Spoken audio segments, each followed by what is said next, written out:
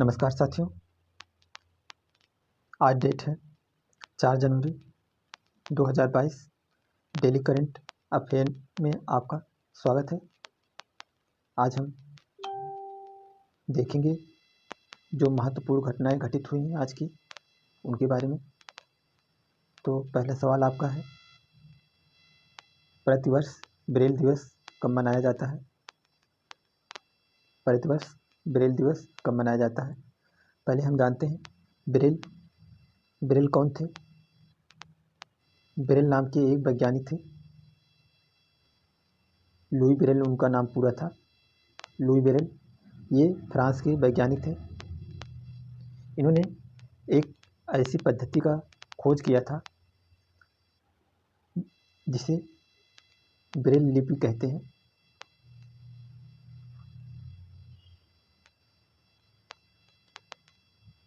Braille लिपि जिसे कहते हैं, ब्रेल लिपि की खोज लुई ब्रेल ने किया था और आज यानी 4 जनवरी को लुई ब्रेल का जन्मदिन है।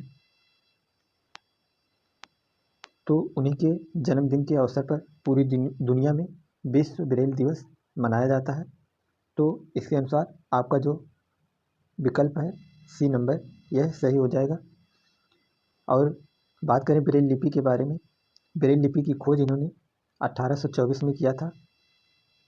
सन 1824 में ब्रेल लिपि की खोज की थी और ब्रेल लिपि जो है यह 2018 से मनाया जाना प्रारंभ किया गया है। यानी ब्रेल दिवस जो मनाया जाता है पूरी दुनिया में 2018 से यह मनाया जाना प्रारंभ किया गया है। ब्रेल लिपि क्या होती है दोस्तों? इसमें जो दृष्टिबाधित लोग होते हैं उन्हें पढ़ने लिखने में सुविधाजनक होती है, जिसके माध्यम से इस लिपि के माध्यम से दृष्टिबाधित लोग पढ़ाई लिखाई कर सकते हैं। तो ब्रेल लिपि जो है ये ब्लाइंड लोग जो होते हैं, ब्लाइंडनेस लोग जो होते हैं, इन लोगों के लिए काफ़ी महत्वपूर्ण होता है। तो ब्रेल लिपि जैसे हमारी जिस भाषा हम ये सब लिखे हैं, ये सब जो लिखा है देवनागरी लिपि इसे कहा जाता है। उसी प्रकार से किसी भी भाषा को समझने या विचारों का आदान प्रदान करने के लिए जो लिपियाँ होती हैं उनका होना अति आवश्यक होता है। उसी प्रकार से ब्रेल लिपि दृष्टिबाधित लोगों के लिए काफ़ी महत्वपूर्ण होता है। तो हम अगला क्वेश्चन देखते हैं। 9 जनवरी को मनाया जाता है, क्या मनाया जाता है दोस्तों? 9 जनवरी को भारतीय प्रवासी दिवस मनाया जाता है। प्रवासी दिवस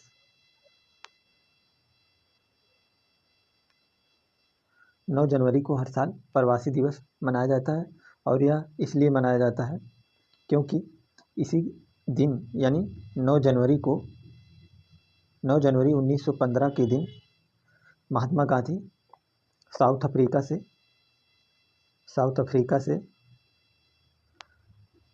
1915 में 9 जनवरी को भारत वापस आए थे। तो उन्हीं के आने के उपलक्ष्य में यह दिवस मनाया जाता है 9 जनवरी को। अगला सवाल देखते हैं हम, 12 जनवरी को क्या मनाया जाता है साथियों? 12 जनवरी की बात करें, इस दिन मनाया जाता है राष्ट्रीय युवा दिवस। युवा दिवस मनाया जाता है। यह जो युवा दिवस मनाया जाता है क्योंकि इस दिन 12 जनवरी के दिन स्वामी विवेकानंद का जन्मदिन मनाया जाता है। स्वामी विवेकानंद का जन्मदिन होता है। तो उन्हीं के जन्मदिन के अवसर पर राष्ट्रीय युवा दिवस हर साल 12 जनवरी को देश में मनाया जाता है। अगले सवाल की बात करते हैं, 23 जनवरी को क्या मनाया जाता है? 23 जनवरी को साथियों सुभाष चंद्र बोस का जन्मदिन है। सुभाष चंद्र बोस जी का जन्मदिन है इस दिन 23 जनवरी को। इसलिए 23 जनवरी को सुभाष जयंती के अवसर पर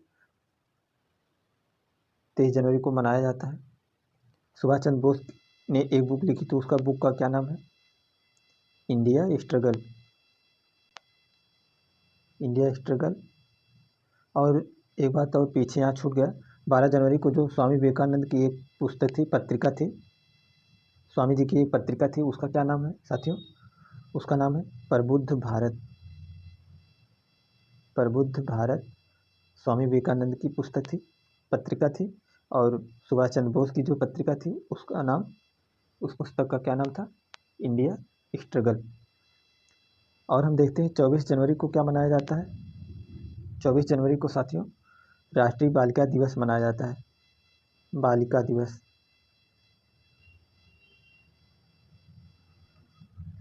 और हम 25 जनवरी की बात करें तो 25 जनवरी को क्या मनाया जाता है आपका, 25 जनवरी को साथियों राष्ट्रीय मतदाता दिवस मनाया जाता है, मतदाता दिवस।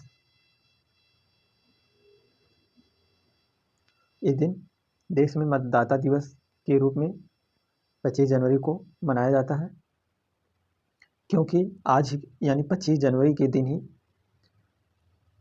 1950 में, 25 जनवरी 1950 को जो भारत का निर्वाचन आयोग है उसकी स्थापना हुई थी।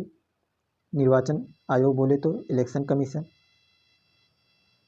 जो पूरे देश में चुनाव प्रक्रियाओं को कंडक्ट करवाता है। इलेक्शन कमीशन 1950 को 25 जनवरी के दिन स्थापित हुआ था। उसी के अवसर पर राष्ट्र में, देश में मतदाता दिवस 25 जनवरी को मनाया जाता है। और बात करें चुनाव आयोग के बारे में, तो इलेक्शन कमीशन के बारे में, तो इलेक्शन कमीशन की जो कोई महिला थी, जो महिला हैं, पहली महिला उसकी मुख्य निर्वाचन आयुक्त कब बनी थी, वह कौन थी, तो वह दोस्तों निर्वाचन आयोग की पहली महिला जो आयुक्त थी उनका नाम है रमा देवी। रमा देवी इलेक्शन कमीशन की पहली महिला आयुक्त थी जो बनी थी। अगला सवाल देखते हैं, जिला सुशासन सूचकांक स्थापित करने वाला पहला केंद्र शासित प्रदेश है, यानी कौन सा राज्य है, केंद्र शासित स्टेट है जिसने अपने यहाँ सुशासन सूचकांक स्थापित करने का पहल किया है। वह आपका है साथियों जम्मू कश्मीर। जम्मू कश्मीर ने अपने यहाँ गुड गवर्नेंस, जिसे इंग्लिश में कहा जाता है गुड गवर्नेंस, गुड गवर्नेंस की स्थापना करने की पहल की है। गुड गवर्नेंस में होता क्या है साथियों, ट्रांसपेरेंसी एंड अकाउंटेबिलिटी को बढ़ावा दिया जाता है, यानी जवाबदेही और पारदर्शिता के लिए गुड गवर्नेंस को लाया जाता है। जवाबदेही बोले तो यानी अगर आप जैसे किसी भी विभाग में कोई कार्य करवाने जाते हैं, अगर वह विभाग आपको टाइम देता है कि आपका कार्य 3 दिन 4 दिन के अंदर हो जाएगा, तो उसे करना अनिवार्य हो जाएगा। वह किसी भी हाल में आपका कार्य पूरा करके देगा। और पारदर्शिता की बात करें तो पारदर्शी यानी कोई भी प्रक्रिया हो वह पारदर्शी ढंग से हो, उसमें धांधलियाँ ना हो, घोटाले ना हो। इन सभी को रोकने के लिए ही गुड गवर्नेंस लाया जाता है। तो जम्मू कश्मीर जो पहला केंद्र शासित प्रदेश बना है गुड गवर्नेंस के लिए। हम अगला सवाल देखते हैं। 1 जनवरी 2022 को कौन सा अदालत या कौन सा हाई कोर्ट पेपरलेस अदालत बना है? राजस्थान हाई कोर्ट है कि केरल है कि दिल्ली है कि कलकत्ता है? इसमें से साथियों आपका जो गुड गवर्नेंस के लिए नहीं साथियों, पेपरलेस जो आपका हाई कोर्ट बना हुआ है वह आपका है Kerala high court. Kerala high court जो है भारत का सबसे पहला पेपरलेस हाई कोर्ट बना है। पेपरलेस में होता क्या साथियों,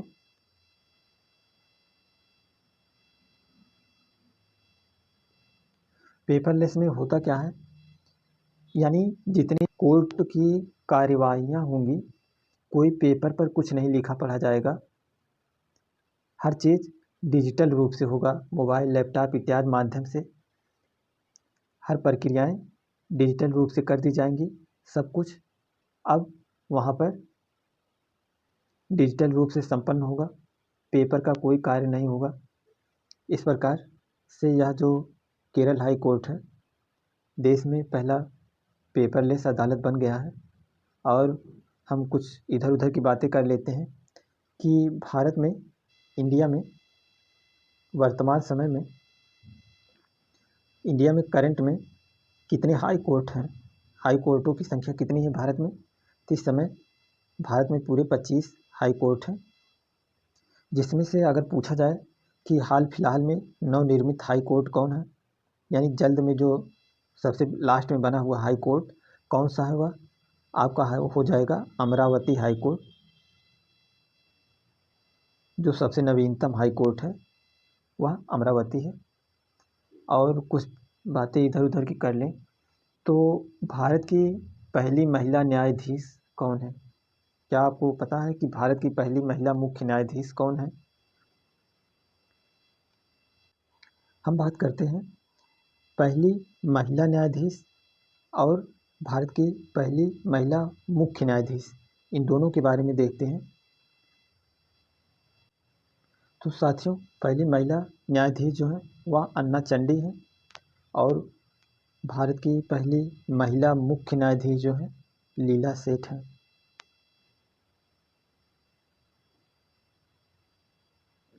इस प्रकार हम और कुछ देखते हैं। सुप्रीम कोर्ट, यानी जो ये तो हाई कोर्ट की बात हो गई, हम सुप्रीम कोर्ट की बात करते हैं। सुप्रीम कोर्ट की बात करते हैं। सुप्रीम कोर्ट की महिला न्यायाधीश कौन है, पहली महिला न्यायाधीश कौन है सुप्रीम कोर्ट की, तो वो जो थी फातिमा बीबी, उनका नाम था फातिमा बीबी।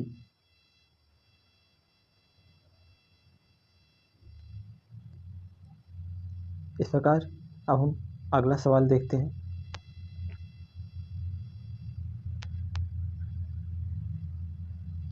3 जनवरी 2022 को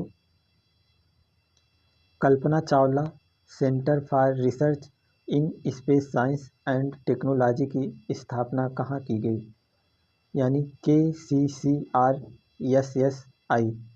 इसकी स्थापना कहाँ की गई। कल्पना चावला के नाम पर एक रिसर्च स्पेस संस्थान का जो गठन किया गया है वह साथियों कहाँ पर किया गया है, वह आपका दिल्ली विश्वविद्यालय में किया गया है, कि चंडीगढ़ में, कि राजस्थान में, कि पटना में।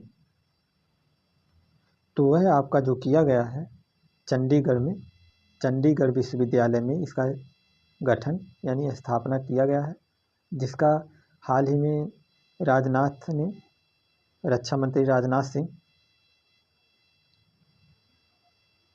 ने उद्घाटन किया है। और इस प्रकार हम आगे सवाल देखते हैं। मेजर ध्यानचंद यूनिवर्सिटी की स्थापना कहाँ पर किया गया है। मेजर ध्यानचंद यूनिवर्सिटी का स्थापना कहाँ पर किया जा रहा है, तो अभी मोदी जी ने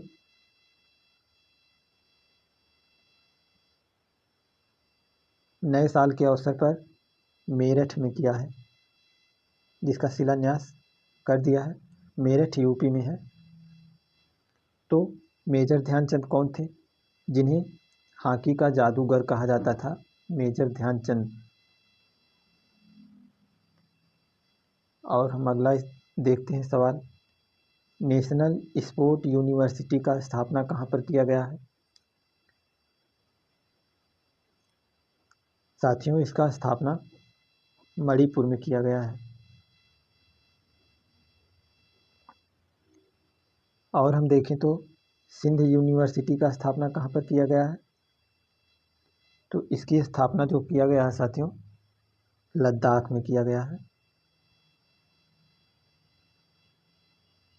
लद्दाख, लेह में किया गया है, लद्दाख के लेह में। और ट्रांसजेंडर यूनिवर्सिटी का स्थापना कहाँ पर किया गया है साथियों,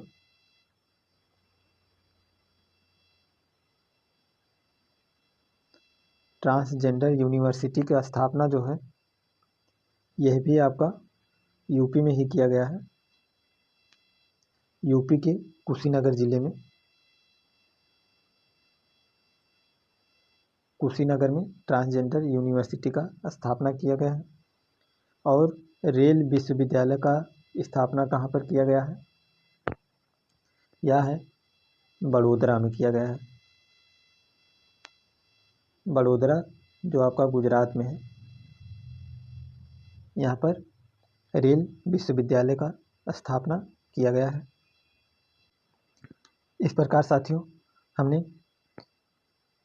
14-15 सवाल देखे जो फिलहाल में घटी हुई घटनाएं थी। करंट से जुड़े सभी सवालों को हमने देखा है। उम्मीद करते हैं वीडियो आपको अच्छा लगा होगा। अगर वीडियो अच्छा लगा होगा तो प्लीज़ लाइक और सब्सक्राइब कर दीजिएगा। इसी के साथ हम क्लास को समाप्त करते हैं। इसी तरह हम और वीडियो लेकर आते रहेंगे। वीडियो आपको कैसा लगा कमेंट बॉक्स में लिखकर ज़रूर बताइएगा। धन्यवाद।